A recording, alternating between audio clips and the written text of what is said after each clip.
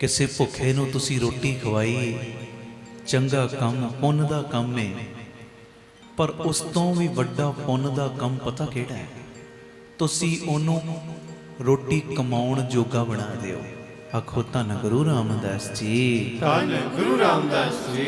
ਤੁਸੀਂ ਕਿਸੇ ਨੂੰ ਰੋਟੀ ਖਵਾ ਦਿੱਤੀ, ਇੱਕ ਟਾਈਮ, 2 ਟਾਈਮ, 3 ਟਾਈਮ, ਚੰਗੀ ਗੱਲ, ਅੱਛੀ ਗੱਲ ਹੈ, ਪੁੰਨ ਦਾ ਕੰਮ ਹੈ ਪਿਆਰਿਆ। ਪਰ ਉਸ ਤੋਂ ਵੀ ਵੱਡਾ ਪੁੰਨ ਦਾ ਕੰਮ ਉਹ, ਤੂੰ ਉਹਨੂੰ ਰੋਟੀ ਕਮਾਉਣ ਦਾ ਤਰੀਕਾ ਸਿਖਾ ਦਿੱਤਾ। ਰੋਟੀ ਖਵਾਉਣ ਦੇ ਨਾਲ ਉਹਦਾ ਪੇਟ 1-2 ਦਿਨ, ਜਿੰਨੇ ਦਿਨ ਤੂੰ ਸੇਵਾ ਕੀਤੀ ਉਨੇ ਦਿਨ ਭਰੇਗਾ, 1-2 ਟਾਈਮ ਭਰ ਜਾਏਗਾ ਜਿੰਨੇ ਟਾਈਮ ਤੂੰ ਸੇਵਾ ਕੀਤੀ।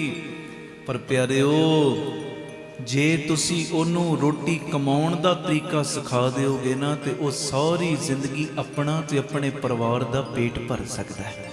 ਆਖੋ ਧੰਨ ਗੁਰੂ ਰਾਮਦਾਸ ਜੀ, ਧੰਨ ਗੁਰੂ ਰਾਮਦਾਸ ਜੀ।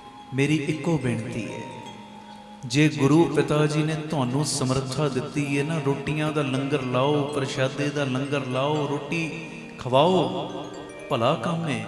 ਪਰ ਪਿਆਰਿਓ, ਕੋਸ਼ਿਸ਼ ਕਰੋ ਜਿੰਨਾ ਹੋ ਸਕੇ 1 ਜਾਣੇ ਨੂੰ, 2 ਜਾਣੇ ਨੂੰ, 5 ਜਾਣਿਆਂ ਨੂੰ, ਜਿੰਨਾ ਹੋ ਸਕੇ ਲਾਈਫ ਦੇ ਵਿੱਚ ਰੋਟੀ ਕਮਾਉਣ ਜੋਗਾ ਵੀ ਬਣਾ ਦਿਓ।